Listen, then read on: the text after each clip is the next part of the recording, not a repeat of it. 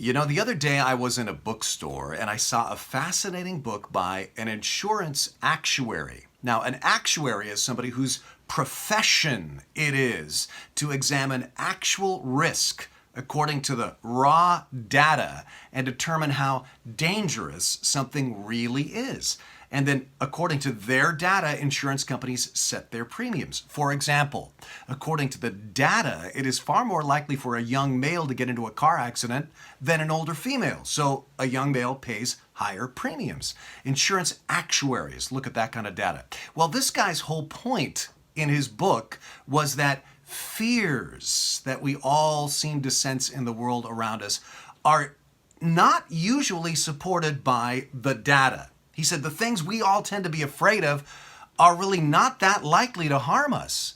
For example, he said most of us, many of us, have a fear of being killed in a terrorist attack or in a mass shooting or in a plane crash or by one of these new viruses like the coronavirus. He said, in actuality, you're more likely to be killed by a lightning strike than by any one of those things.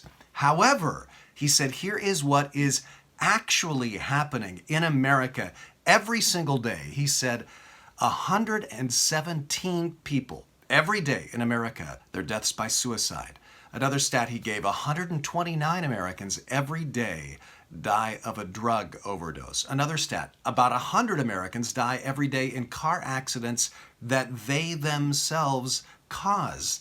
And 1,300 Americans die every day because of cancer related to their smoking habit. In other words, the greatest threat out there to your life is not some terrorist or some virus. It's yourself and your choices and your decisions. What we do at church and what we have in our faith actually at a fundamental level fights against all of those actual dangers at our own hand. Our faith offers hope instead of despair. It teaches responsibility. It teaches community. It teaches wisdom. So one of the best things that we can do in terms of actual danger to life and limb is to be a part of a faith community.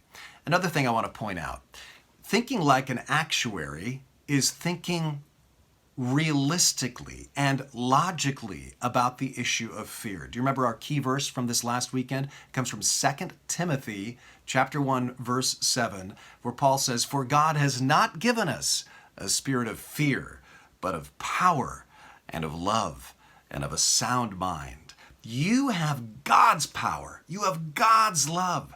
Now, have a sound mind that comes from thinking logically about reality, and you will find that your fears begin to fade.